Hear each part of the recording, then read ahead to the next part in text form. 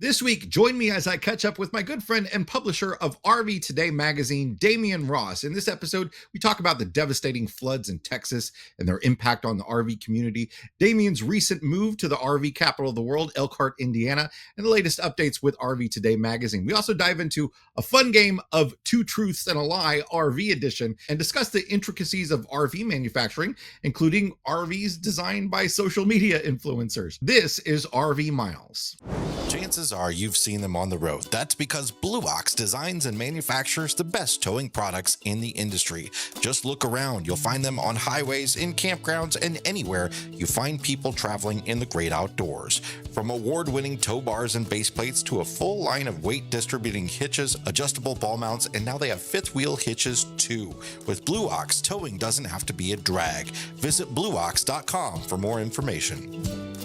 Harvest Host is a membership that allows RVers to take a rest from the road and enjoy unlimited overnight stays at over 5,100 unique locations in North America, like breweries, farms, attractions, wineries, and much more. Easily plan and book your next RV trip and enjoy over $1,500 in exclusive member benefits by joining Harvest Host. Get 15% off your first year of membership with the code MILES. That's MILES. Go to harvesthost.com to become a Harvest Host member today.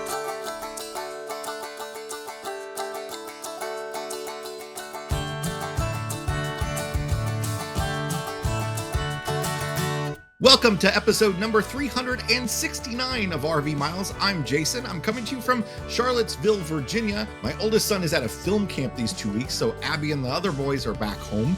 So Abby has the week off. She'll be back next week. But today we have, as a consolation, my favorite fill-in host, Mr. Damien Ross, the publisher of RV Today magazine, good friend of the show and good friend in real life. Who is now, I think, our most featured guest.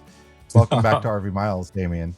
Wow, I'm glad it's not I'm glad this isn't like an old version of Cops. That would have been a terrible. That would have been a terrible. I love coming on your show. I love hanging out with you. I love hanging out with you and Abby. So this is always a good time. You are such a great voice for the RV community. You always have a lot of great things to say about RV life and a lot of great insights. So it's always great to have you on. Man, speaking of, have you been following this the flooding stuff in Texas? Holy cow. Unbelievable. Like so sad, so scary. I mean, obviously I had family that lived in, Joshua Tree, 29 Palms, and they could have these flash floods because that area is just not used to that kind of rain. And just, it's devastating. It's devastating that we're still in 2025 dealing with alert systems that I think should be so easily being able to be sent out and get people, that information. But I think about it all the time, being from California. Like there's just certain places we just shouldn't build, nature. And I'm not saying I don't know that part of Texas well enough to know if that's it or not it, right? But I know in California we have places like that we just Right along a river, I kind of wonder. I live yeah. near the Mississippi River, right? That thing floods and has forever, usually every year. And then every like 3 or 4 years, it'll be high enough that a lot of houses will be, underwater. And I'm like, well, why do we have houses there? I don't quite understand. But then I know there's, obviously weather is changing, and then there are certain places, like case in point, Texas. A lot of why we bring it up on the show and why it matters on this show is that a lot of campgrounds are along rivers, and a lot of the people that were affected in Texas were in rivers, and campgrounds seem to be a reasonable thing to put along a river because it doesn't affect the campground as much if the river floods. Usually in the normal course of a river slowly rising to a level, it doesn't destroy all the infrastructure.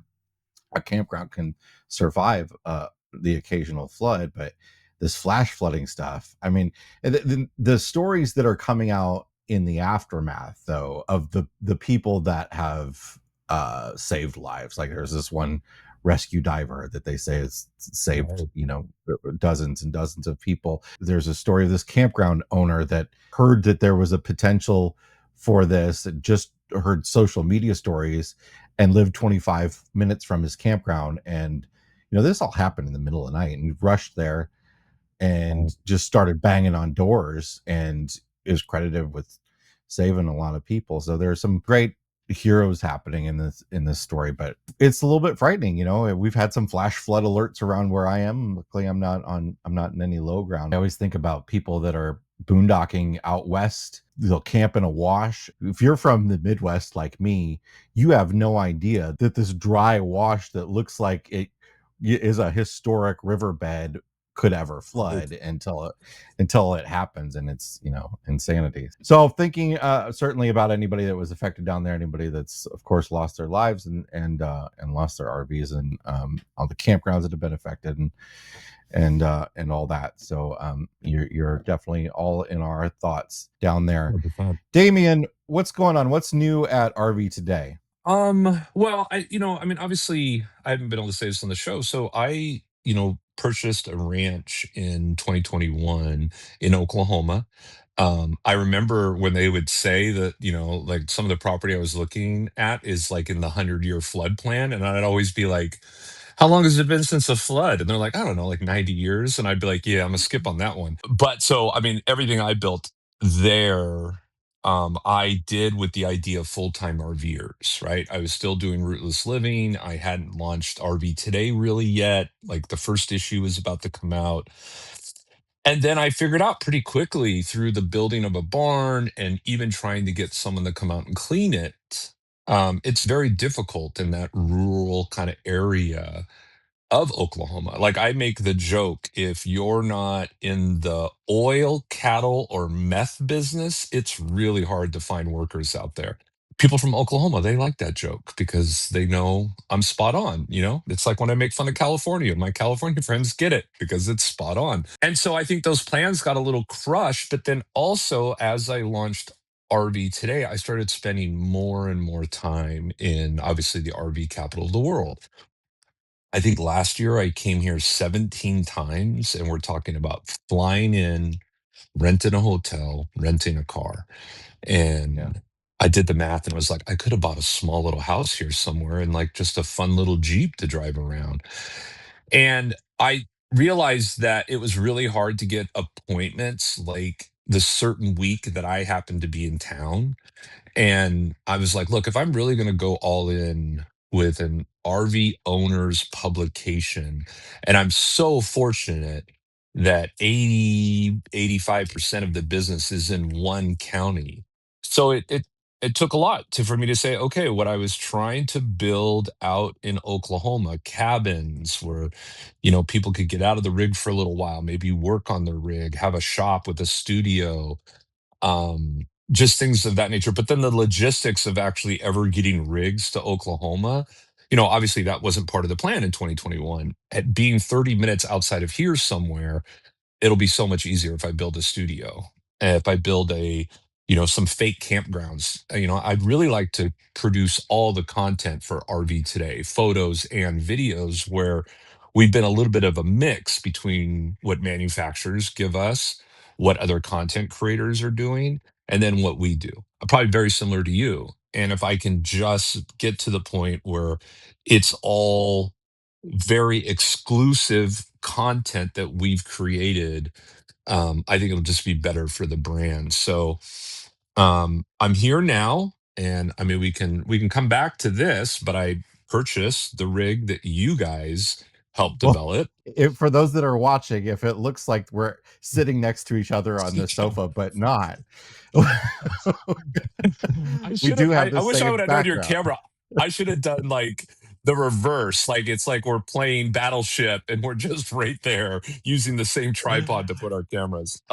So Yeah, yeah, you have a 37 RV miles from Sabre, and I'm jealous because you have a 2026, and I don't. yes, yeah, no, and I think I have been able to get a lot of the improvements. I definitely want to come back to this, but so Yeah, hold yeah, on. yeah. So I purchased this. I'm staying in a campground while I look for land, and it's so great to be back actually like full time in an RV at a campground. I will say that living in an RV on your own ranch, 240 acres, it's kind of like, why am I in an RV, right? Like at that Hmm. point, if I'm not going to be wheels up in 30 minutes every once in a while, why do it? So being here, being in an RV, looking for land, to create like a mobile podcast studio, until I can, buy land and do things. I'm launching kind of like a clothing brand, bag brand that's in and around the camping, RV, outdoors kind of lifestyle.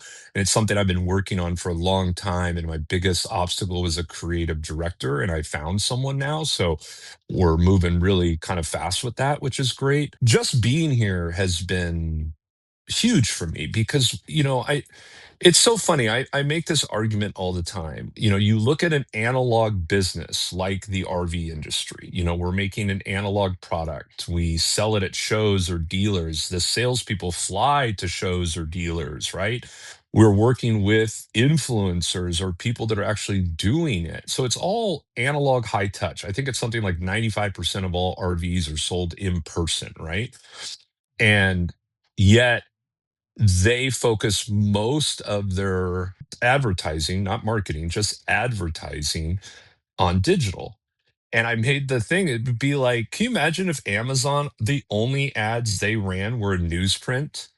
You'd be like, Why? You It'd guys are be digital. insanity. Make it." Yeah.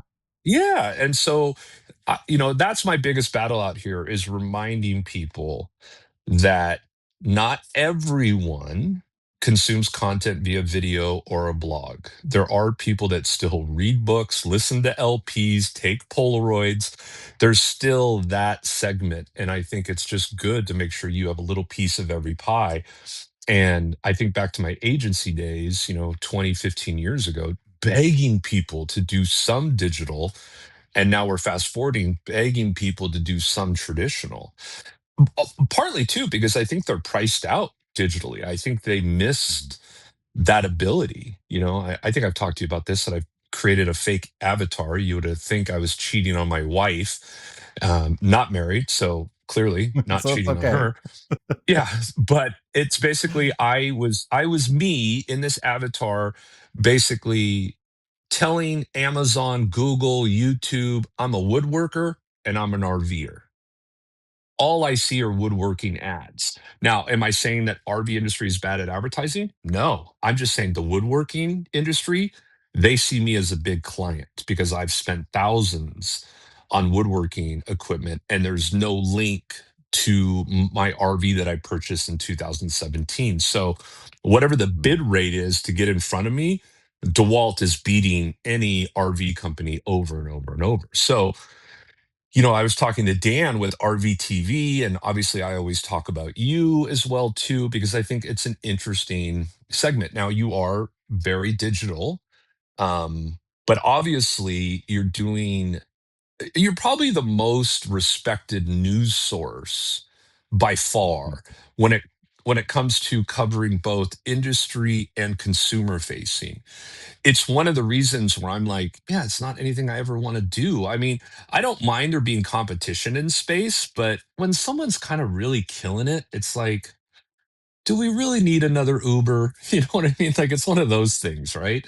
And then Dan, I think what he's doing at RVTV is very interesting too. But the main thing, and then myself included, is we know the only people that are consuming our content are people that are very interested in RVing. There's no hit or miss, there's no guess in it. And it's just weird that, the kind of the not like a roll out of a red carpet in any way, but more of a like, wow, we got to make sure that we have part of our pie in this area as well. Because I watch travel shows and I have no desire to actually do whatever that X type of travel is. But Mhm. I know they get all excited that they're getting the views, but I'm never going to do it. But I don't think people get into our spaces unless they're really interested in it because, Mhm. unless you really like RVing, are you watching RV news? I do get the occasional commenter that's like, I don't know why I watch this, but I do. I do. It's rare. Yeah. You can't block Abby. You can't say, "Listen, Abby, stop making these comments." Or is that is No, that like your mother-in-law? they're very nice. They're like, I don't own an RV. I have no interest in RVing. I don't camp, but for some reason I love watching this. I don't I Actually, don't know wasn't why. there like a a famous thing where they were like, people that hate Howard Stern were like the most watchers because they wanted Oh to yeah, see what yeah. he said next, right? Like it's that Yeah, that's yeah. funny. To what you said though, there are a lot of things that we watch that we're never going to do. Like we watch 100%. this lady that lives in, you know, the furthest north cities in the world on an island and in this cabin, and and it's fun to watch, and Right. we love to see the lifestyle, and there are a lot of correlations to RV life with that, you know, being remote and stuff like that. But you know, it's not something that we're ever going to do. And I think there's a lot of stuff like that that people watch. They might watch Mark and Trish traveling the country, and they're not ever planning on RVing, but they just like watching that. But it is a Oh, little weird when if you're like looking at news or reading an RV magazine or something like that, if you're not interested in it at all. So I think it must be hard too. I mean, I know, I get what you're saying about RV manufacturing trying to market in a digital world, and like the woodworking stuff, they're tracking all these different purchases that you've made. But like, mhm. if somebody's buying an RV, they're buying it once, or they're buying it once every, you know, minimum 3 years, right? And Right, you're right, gonna so that must be a hard thing for them to figure out. And we all know, we've talked about this many times on the show, how far behind a lot of the RV industry is when it comes to marketing. They're sort of living in a world of 20 years ago. right. But you know, maybe sometimes that's a good thing when it comes to stuff like magazines. So but I think it's great that you're there and you're able to sort of be. We Abby and I have talked about this several times. This is something that we would do one day, is move to Elkhart and be a little bit more connected to the Mhm. industry, at the ground level. We're hands off distance. We could drive there, but it's about 4.5 hour drive, depending on who's driving, um, to get there. So what, you know, we're up in Elkhart every 3 months or so, spending Right, a weekend or a few more days. We get a lot done in that amount of time. So I would right. imagine you figured that out pretty quick, and that's why you've traveled back so many times, and it certainly makes a lot of sense. So I would say that good, you know. 90% of my business that I've closed has been face to face. Like, Yeah, and once I started yeah. realizing that, but going back to what you're saying too, at this RV Today campus that I hope to build someday, I do hope we have an RV Miles cabin that people can rent. But then when you guys want to come down, it's a place you guys can come stay too, because I think that really is needed. I mean, I think they have nice hotels here, but as an RVer, that's the last thing you really want to do. You'd much rather be at the campground. You'd much rather be around other folks. Like I forgot, in a way, because of rootless living was probably the last time I've really done this. But when people have come in up and want to ask questions about my rig, it's so great that I have extras of your cover and your story, because I don't have to give people actual tours. I'm just like, here you go. Like you could look at it, and now they're getting exposed to the magazine, and I'm literally I'm like, what is it called? Like hunting in a barrel, right? When I'm here, all these people own RVs. And that goes back to kind of like what I was talking about with the marketing. This is so easy for me to market here because I don't have to guess if people own an RV, right? There's no guess. But if Mhm. I tried to do this marketing door to door, just outside of the campground, there's a big guess. There might be some signs. Maybe I see an RV in the backyard. Maybe I see a fifth wheel hitch. And that's really the way I see marketing. And the thing that I'll end with me, and where I think we run into problems, there's no fuzzies with us. There's no vanity metrics. There's no going back and saying, hey, we got 200,000 views on this. And the higher ups probably don't understand that that took 3 seconds to get that view, or who even viewed it. Because I think we've talked about this, that I think across the board, most YouTube channels, 80% of their video views are not from the subscribers. So we don't really know sometimes as content creators the real like avatar. But I think if the medium is something so hyper niche, like you, me, Dan, you don't really have to guess that. because there could be some one-offs, but like I said, most people really interesting. But there's no. What was I watching? I was watching the intern with who's in the intern? Why am I blanking on his name? It's real famous, like Godfather, not Godfather actor. Um, anyways, there's a scene in The Office where they come and they ring a bell because they got 1,500 likes on a post, right? And I was like, "What year was this made?" And I'm like, "Oh yeah, okay. That's what it is. All right, Yeah, it's the one where De Niro is like, there it I is, Robert De yes, Niro. where Oh, why De was that? Niro becomes an intern.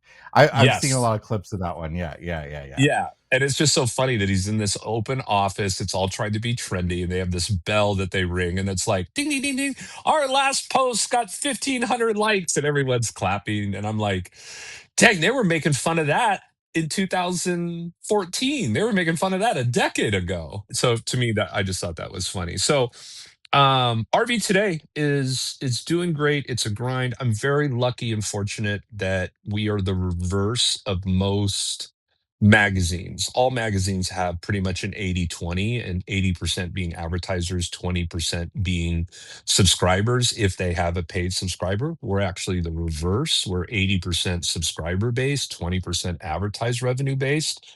And we're selling print like 6, 7 to 1 in regards to direct orders for me, not orders that we see in bookstores. And that's really interesting to see because obviously that wasn't the way it was with Rootless Living. And I know that's not what's going on in the industry, but it kind of makes sense that RVers, when they're out, they want to disconnect, right? Like they still want to Yeah. consume some content, but sit by the fire.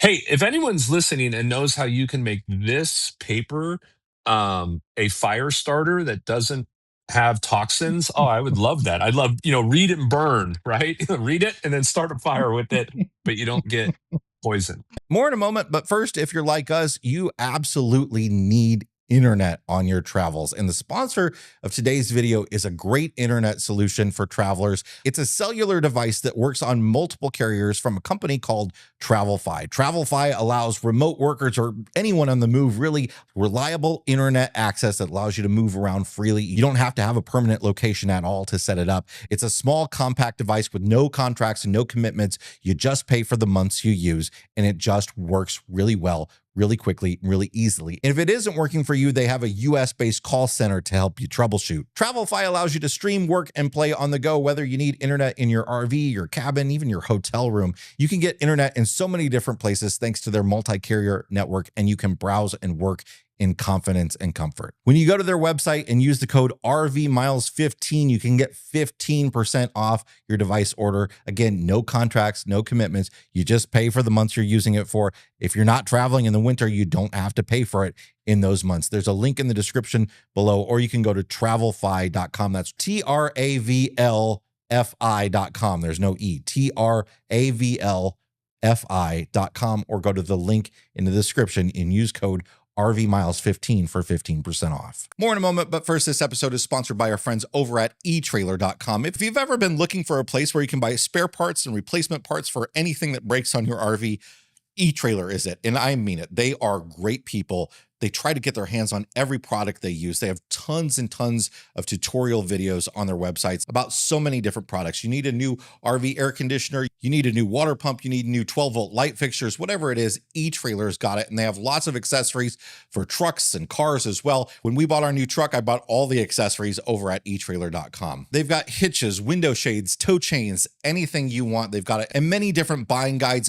including if you put in your specific vehicle, they're going to tell you all the accessories that they have that actually fit that vehicle.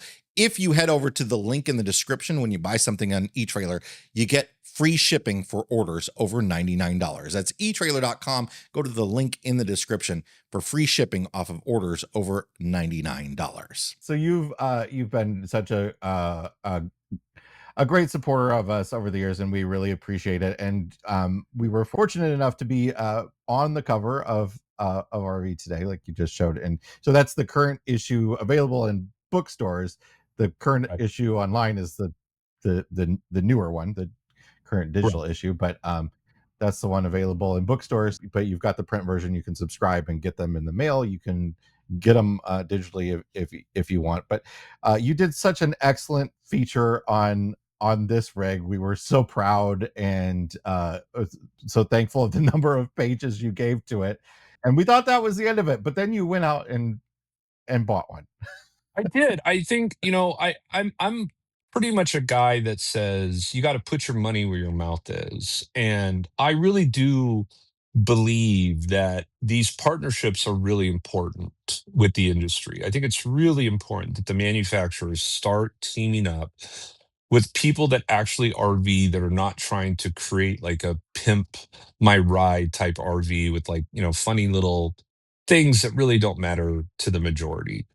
And I saw a lot of the things that I've been talking about for and wanting to do in your rig. I would say that I didn't design this rig or have any conversations with you outside of a half bathroom, only because I would like to use this space as like a workspace. And if I have guests in, they have a bathroom to use. But I understand your reasonings why, you thought it's important for kind of who you're trying to build this for. That was it. Like, that was the only thing missing, I mean, and a larger door, which we had put in. I am very tall. Like, there's people will be like, how come you're not in the video tours? Because I'm very tall. It just makes every rig look ridiculously short.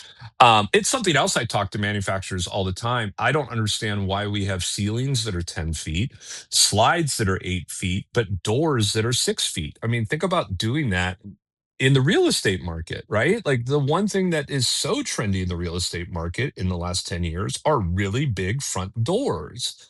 And I don't know if you've seen Americans, but we're pretty wide now. And it would be nice to have, some wider, even taller entrances. I really wanted to, one, obviously support you and Abby, right? Like, you guys have become dear friends. You guys have done as much from my platform as you think I've done for yours. Every time I have this weird out of the blue, like, just hiccup of print subscribers, the first place I go is, did Jason and Abby mention us? And man, 9 out of 10 times, that's exactly what it is. And for me, there's a little bit of like, okay, I want to support not only my friends, but I want to support the cause. I will say that probably another one that was in the running was Nate and Marissa's, the LJMJ. I thought it checked off a lot of the boxes for me too. But they, at the time, they weren't going to production with that model. Yeah, And I yeah, think they did what we think the industry needs to do. And you can correct me if I'm wrong for you, Jason. I think the industry needs to do these strategic partnerships, but then also give a prototype to the person they partnered with, let them use it for an extended period of time. Because even when I was done using this for probably 48 hours, 72 hours, there were so many just little tweaks that, you know, I don't think the yeah. industry understands, or, it's not until you use it that would make these rigs so much better. So yeah, I think one of the problems with the RV industry is that and it's an industry wide issue. It's not just something that one manufacturer can easily solve. What happens is when something gets out there, other brands copy it. So a lot of times they're, secretive about a rig until it's launched and ready for sale, that sort of stuff. So it's a little bit harder. But yeah, I still think there's a way to do it. You can have somebody living in a prototype of a rig and just not make it public that you're doing it. But it would be great if there was some more longer term development that didn't happen just while the rig is being sold, that there's some time being put into it, so that it's not changing so much over the course of the first year it's on the market and beyond. There's a Mhm. lot of issues like that in the industry, and a lot of them have to do with the fact that we just have too many RV manufacturers, and they're all sort of clamoring right now. I just talked about Right. this I just put a video out about the Sun Deck Mm. last night, on this great sun deck that we've got on these 37 RV miles rigs. And it was, it's a product that Lippert built. Sabre and Keystone have had it exclusively for a year. That year will be up, but sometime uh, this fall, I think we'll start to see it on more rigs. We'll probably see other versions of it, shorter and longer, maybe Hmm. made by other brands as well. But there's been this influx of decks this year on the market. I think starting last fall, we started to see like this big influx of really it's a lot of the destination trailer trend, adding touches from that into fifth wheels, Hmm. especially bigger fifth wheels. So we've seen lots of decks and porches and patios over the course of the last year. And I talked about in that video how a lot of people have said to me that there hasn't been any innovation in the RV industry over the last few years. And I can agree with that in some areas, like maybe when it comes to technology, but when it comes to floor plans, I feel like this last year we've Hmm. seen a lot of RV manufacturers be like, times are tough right now. We got to figure out a way to stand out. Right. Um, so there's a lot of stuff that you and I have seen at some of the RV shows, at open house and stuff. Some of it which hasn't made it to the market. That Or seems stuff it's that like never makes it to the market. So you brought up yeah, destination trailer. There was a destination trailer that was hot on my list because of the lifestyle. I'm going to be at a campground till November. It closes, and then I hope I move to land. I thought a destination trailer would be perfect for that, and it never went to market, and it's still on the company's website. yeah, And it's like I don't get that aspect of it, right? Like I don't yeah, get taking all the costs to make it, take all the costs to go to the show, and I know there's interest. You watch, or maybe there is an interest, but those videos that a lot of these tour content creators made got a lot of views and a lot of people excited about it. So maybe that doesn't actually equal sales.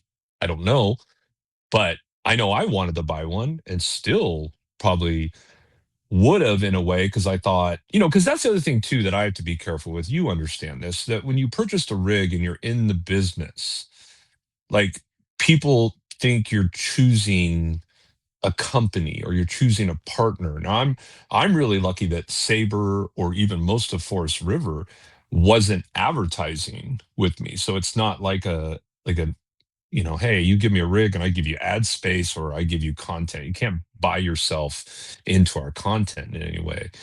It really was, I need a new rig. The Sun Deck is bananas. I'll give it to you.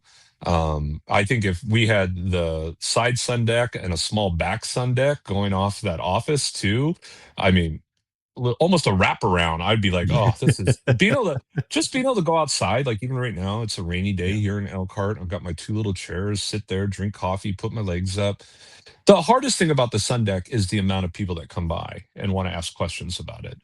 yeah. And plus, because I have a custom wrap, that's even like more questions. I have security cameras on the outside, and it's so fun to be gone from the rig and see people just up on it. They're like, look at that's wait, when that goes up, you can still see out and blah, blah, blah. So, but this is a product that basically Shirley from Sabre saw in like the high rise apartment real estate type thing and just said, why can't we build this? And there are things in Europe and in the marine industry. I'm constantly like, why don't they do that in the RV industry? And it boggles my mind because it's not that hard. And then real quick, I want to go back to when we were talking about prototyping. I don't know how long it took you guys to find things that you would change. I mean, I think you mentioned, the awning by the Sun Deck controller. Like that was an instant, oh yeah, for me too, where it's like, I don't even think you have to have the rig that long. You just have to Yeah, actually use it, right? yeah, If you're it's just like, like, oh, this outlet would be better over here. Little right, stuff like that. Yeah, absolutely. 100%. Yeah. And even for me, like when I was using the levels, bringing them up, it was a really windy day. That door just kept smacking me in the face every time I turned away from it.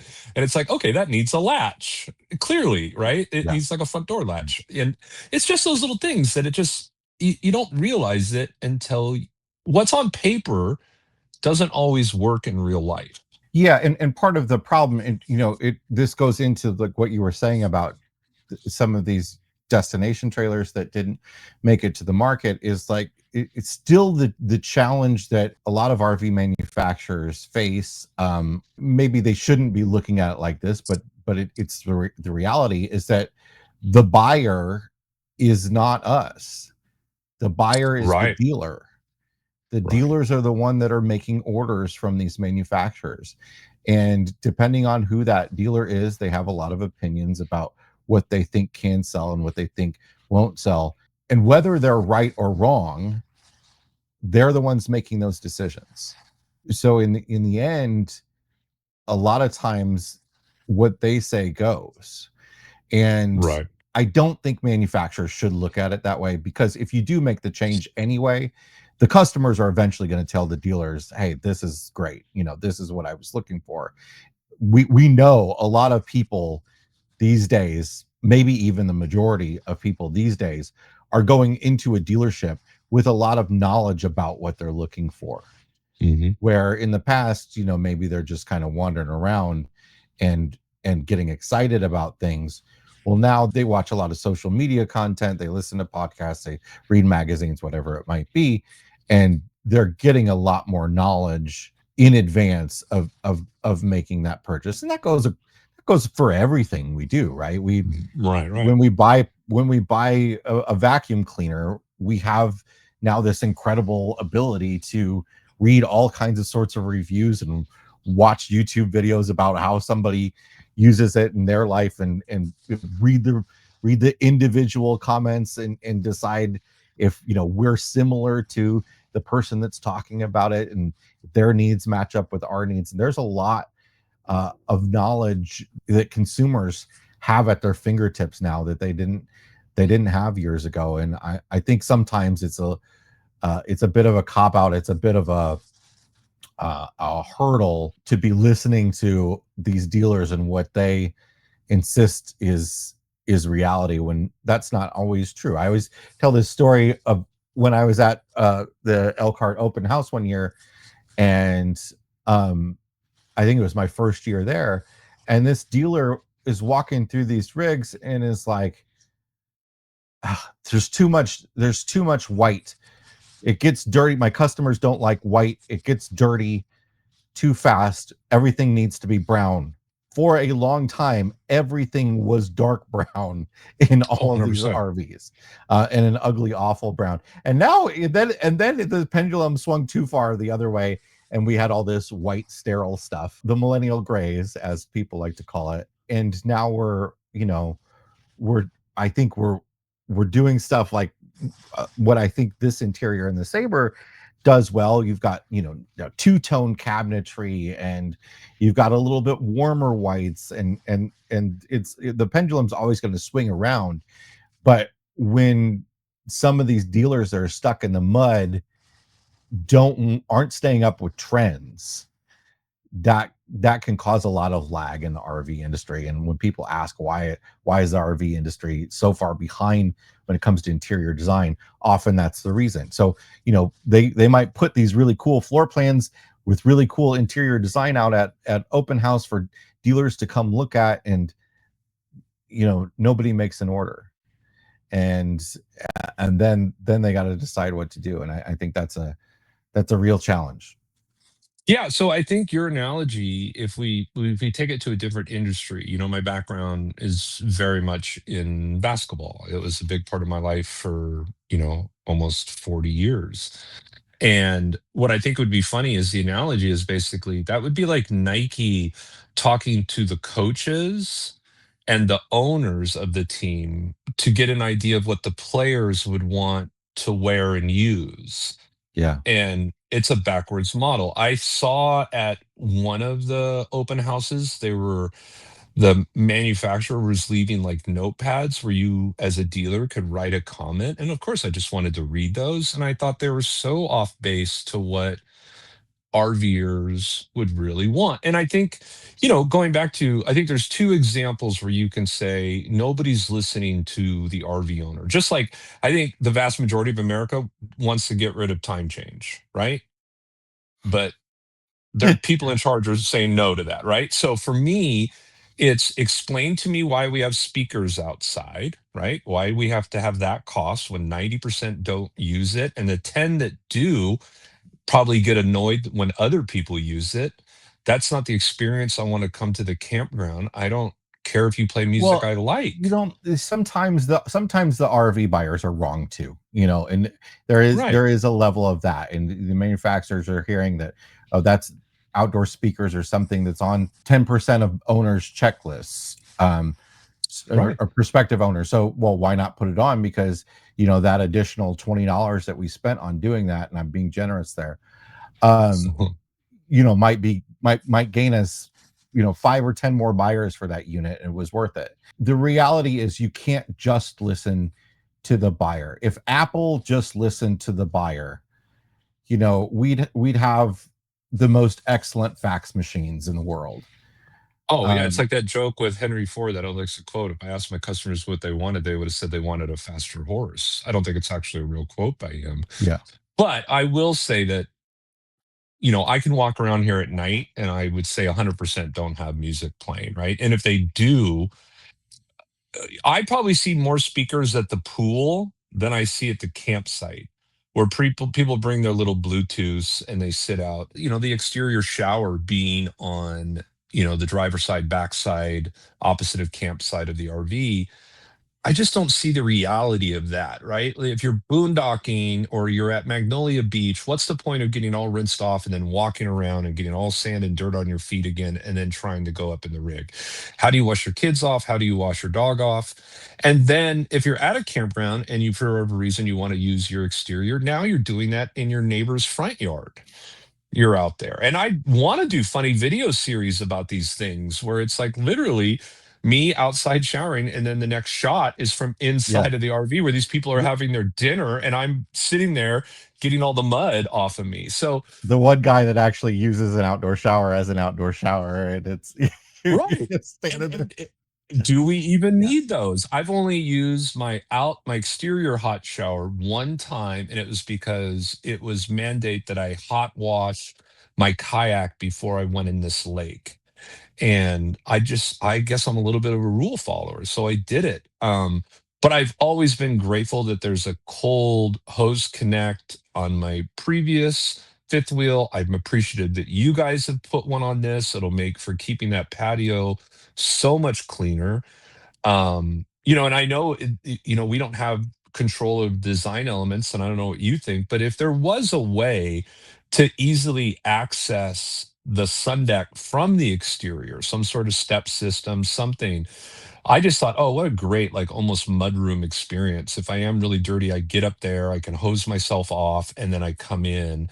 And Well, yeah, I mean, I got to tell you, one of the things that I was really trying to figure out when we were first designing this floor plan was, how can we make an entryway that's kind of like a mudroom?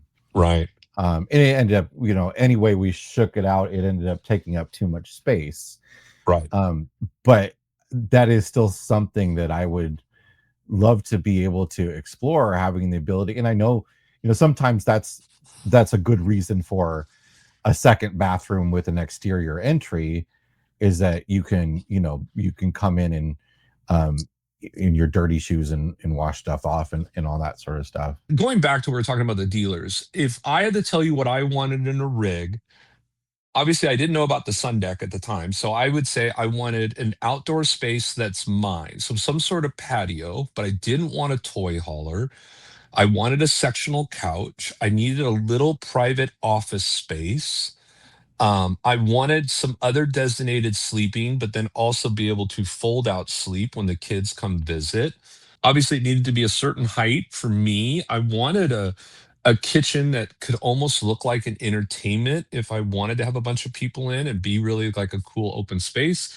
So very much like in the real estate market, where it's like I needed to have 3 bedrooms, I need to have 2.5 baths, I needed to have a game room, whatever it is. I think the RV buying is the same way. And I don't believe the dealers, the realtors in that scenario are the ones that should be making the decisions. Let the buyers say what they want and what they need. And that's why I really wanted to support this cause. I think you guys did a fantastic job. I think LJMJ did a fantastic job. And I think we need to continue that. I don't think you have to necessarily brand it by the person that helped build it, but Yeah. I think people helping build something and getting some really good feedback, you know, which I think is kind of the part of the Tampa Influencer Day, but I just don't think they take advantage of it, right? Like that would be a great day for there to be notepads and for them to be, because most people that are creating that content are living the life, right? Yeah. Most people in the manufacturer and selling process don't live the life. Like I'll give you a fun little tip and then we can move on is there's a manufacturer that makes RVs available for anyone that works for their company to be able to use. They're set up at a local campground, almost like a little private campground. And they've had that, I think, for 5, 6 years. And there's two departments that have never used it, the sales department and the marketing department. Wow. Right. And you're like, wait, what? Why would no one in that department? Huh. That's odd, but the people that built it, the people that have to order the parts, repair it, fix it, transport it, they've all taken advantage of that. And it's an interesting concept to me, right? Like where it's like, Yeah. ooh, that's telling too. Like you got to sit back. And that was a president CEO that told me that. So I know they're thinking about that. So amazing job that you and Abby did. I also feel bad that you don't have the newest model and I have a lot of features you don't have. That's okay. I mean, that's part of the process is that, It is. they've learned from us. Saber's certainly taken a lot of feedback from us and they're putting that Yeah. into the 2026 models. And that's fantastic. And a lot of the updates that you have are just updates that are to the whole Saber line. And that's that's obviously something that's going to happen every year with any brand is that there's going to be some updates and changes over time. Since I don't have Abby on the show with me today, I Mhm. decided we're going to forego the typical fresh tank black tank segment.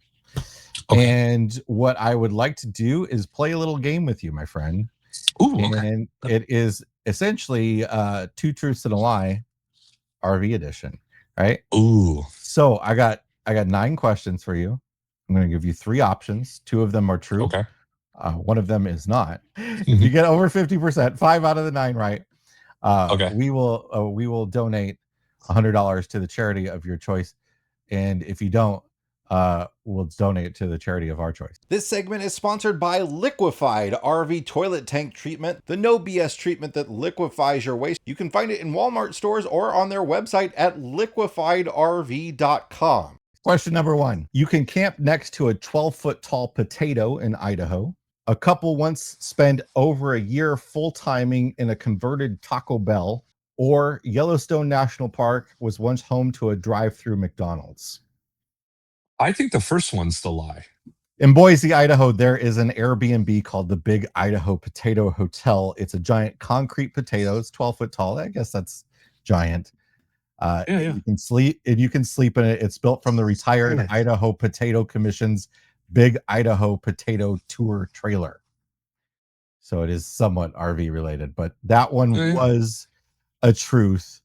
All the other truth was that a couple in California Oh, did I picked the convert lie. a decommissioned Taco Bell restaurant into a livable tiny home on wheels. It wasn't moving, but it was an actual Taco Bell turned into a tiny home. The lie was that Yellowstone had a McDonald's. Yellowstone has never had a And McDonald's. that was so weird is I felt like that was a memory when you said it. So that was a really good lie. That's what got me where I was like, oh, I think I remember something about how they had that. And then it's so weird. I had this whole, and I don't even drink anymore. I had this whole like memory of a campfire story. Anyways, that was a good one. All right, now I'm ready. The first commercially available motorhome in the US came out in 1910.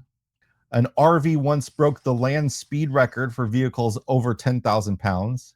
Or in South Carolina, it's illegal to pass a car towing a trailer on the left-hand side in some situations. I think it's 2 or 3. A land speed record. Ooh, I'm looking for the lie. 1910. That does seem about the time that the gentleman said, I want to take my family on my road trip sales job. Oh man. I guess I'll go with, oh man, it does sound true, but I don't know. The speed record. You are correct. The land speed record never happened. The Pierce Arrow Touring Landau, released in 1910, is considered the first mass-produced motorhome. Featured a chamber pot, a sink, and a fold-out bed. And in South Carolina, you cannot overtake on the left if a vehicle is towing a trailer and it's going to impede traffic. One I for got two. 1 point. There's an RV model called the Shasta Air Flight with a Y, Flyte. Someone once towed a camper trailer with a Zamboni across the country. Or there's an annual event in Florida called the Tin Can Tourist Rally. I can't see this. It's got to be, I mean, it's probably true, but the Zamboni, I get that it could probably pull something, but I don't think the speed that would be legal. So I'm going to go with the Zamboni. The Zamboni was the lie. Yes. Shasta Air Flight. Air Flight is an interesting name for 100%. Yeah. Yeah. That is a very, but it was a 60s trailer that was reissued in 2015 as a sort of retro look model by Forest River. And Tin Can Tourist, of course, is the oldest RV club, founded in 1919. And they still have annual meetings. So cool. The school bus brand Bluebird once made luxury motor coaches. Mm-hmm.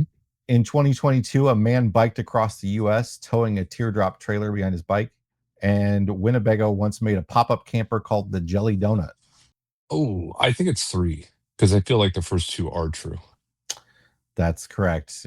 The myth was the Winnebago Jelly Donut does not exist. Bluebird, of course, used to make the Bluebird Wander Lodge, which are really coveted if you can find one. And in 2022, a man named Paul Everett biked coast to coast towing a small teardrop trailer with solar panels on it called Tina the Teardrop. The next ones are all about town names. Which one is the fake town? Toadsuck, Arkansas, Skunk Biscuit, Alabama, or Booger Hole, West Virginia? They all sound real. Wow. And especially with the matching state, for sure. I'm going to go with Skunk Biscuit. That is the fake one. Yes. Yeah, Booger Hole is 100% real. Toadsuck is that's a name. I'm wondering that sounded how real. Because most town names are like some dude came up on this town and like, oh, it's Big Rock. It's got a big rock. And right. Did somebody suck on a toad? I don't know. 100%. This next round is food based. Pie Town, New Mexico, Pancake, Texas, or Chicken Leg, Missouri. Ooh, the first one. Pie Town is real. Dang it. Chicken Leg is real too. Is real. Chicken leg is actually the fake one. Dang it. That sounded it does so sound real. It does. That sounds so real. These ones are all heat based. Burnt Corn, Alabama, Hell, Michigan, or Fried Lava, Arizona. I feel like I would have heard of Fried Lava being so close to Arizona, so I'm going to take that one. Fried Lava was the fake one. Yes. Burnt Corn. I burnt my corn here on this campfire, and that's what I'm going to name my town. Nice. All right, final round. No, we got 2 more. Yeah. But you have won. You have officially won. So yes. Cool. We'll figure out what charity you want. Boring, Oregon, Nothing, Arizona, or Whatever, Iowa. I think I know Nothing. Boring sounds. Whatever, I guess, is maybe the lie. Whatever is the lie. Nice. Nothing, Arizona had a population of 4 and a gas station with a hand painted sign. But there's no Whatever, Iowa. Finally, Slaughterville, Oklahoma, Scream Hollow, Kentucky, or Dead Horse, Alaska. I think the first one. Slaughterville, Oklahoma is real. I'm guessing, and you're in Dang. Oklahoma. You're sort of shortly lived in Oklahoma. Yeah, I I'm know. sure I it know has something to Tulsa, do with Oklahoma City. Yeah, it. Yes. I love knowing the names, like how places got it, Oh, I what know. it. I really do love all of that, and that was a That'd be a really, great really fun game. podcast. You just do It like would. just some weird town name and just do like 10 minutes on how that town got its weird, stupid name. Yeah, yeah. All right, so Toad Stuck is number I'm one. yeah, no doubt. I'm gonna give you two truths, one lie, and you tell me which one's which for me Oh, personally. okay. I dated Tyra Banks. I've been shot 3 times, and Paul Rubens was my babysitter. Yes, yes, folks. One of those is a lie. Two of those are true. You did not date Tyra Banks. I did date Tyra Banks. You did date Tyra Banks. Yeah, I've only been shot once. You did not date Tyra Banks. I did. I Seriously? did. I did. She was 15, 16. I was 17. Dated her for a whole summer. And then this chick came up to me and said, I'm grateful that we didn't have kids because we both have really giant foreheads. They'd be terrible. But she said she was going to move to Paris and be a model. And I was like, yeah, you're cute, but you're not that cute. And so 20 you years you you later. got me there because I knew you'd been shot, but I Oh, that's didn't funny. know the Yeah, yeah. number of times. There you go. Wow. Yeah, that's sometimes where they get the number. Yeah. Wow. For the I would like it to go to the Damian Ross Hair Transplant Foundation, if that's okay. I really want to try to see if I can just go to Turkey one day and get this Bro, forehead better. No, just kidding. you got plenty of hair, my friend, for your I know, needs. I know. I should You're just what start you're pushing 70 now, right? That's right. pretty much, yeah. I should sell this ad space, shouldn't I? Every time I go on a podcast, like I could just have like the Travelfy like logo right there. Uh, um, yeah, you know what? I would love to double down on whatever it is that you guys are All kind of right. really doing. Otherwise, I would pick like care camps or something. But whatever you guys have been doing, what Care have you guys camps been was sending? what I was going to pick, my friend. Damn, I even got that right. That's awesome. And Jason, I'll match it too. So Awesome. Care let camps me is know. it's a great organization that 100%. it gets kids that have medical issues, usually cancer, to these oncology camps across the U.S. and Canada. It gets them outside for some outdoor healing, gets them some great family time, and they've been around for 40 years, and they're a fantastic organization. So please support care camps if you can. Damian Ross, we're big fans of yours. Everybody, please go to rvtoday.com and become a subscriber of RV Today. It's a fantastic magazine. Yeah, and I will tell folks, instead of subscribing to RV Today, become a mile marker member. You're already going to get the magazine, right? So it's just better to do that. Support what Jason and Abby are doing. We need this in the industry. And then on top of that, you get a magazine for me every issue. So I think that's a better route to go. But I appreciate you putting it out there, Jason. I suppose it depends. If you want digital, go with a mile marker subscription. If you want it in print, go get a print subscription. Can we settle on that so we can both support each Sure. other? 100%. Yeah, yeah, yeah. And actually, what I'll do is I'll give Jason a secret promo code that will discount your print by 50%. So you can get it for a Awesome. year for $15 if you become a mile marker and you want that option. It won't be included in the mile marker package, but it'll be an option if you want to upgrade. You'll get the digital for free, but if you want to upgrade the print and try it out for a year, we'll do it for 50% off for RV Mile Marker members. And I'll get that to you and Abby later today. Awesome. We will Yeah. definitely add that right away. Great. Thank you so much, Yeah. my friend. It was so You great bet. to see you. I can't wait to see you in Same. person again soon. Get out of my rig, bro. It's really creeping me out. Thanks so much, man. We'll see you soon. I want to thank Damian Ross again for joining the show. The links to RV Today magazine are in the description for this episode. Thanks so much for being here. Consider becoming a Mile Marker member, and remember, our homecoming rally is right around the corner. If you're thinking about joining us for our end of the camping season celebration at the end of September in Amana, Iowa, right along I-80, we hope to see you there. A link is in the description as well. Thanks so much, everybody, and keep logging those RV miles. Bye-bye.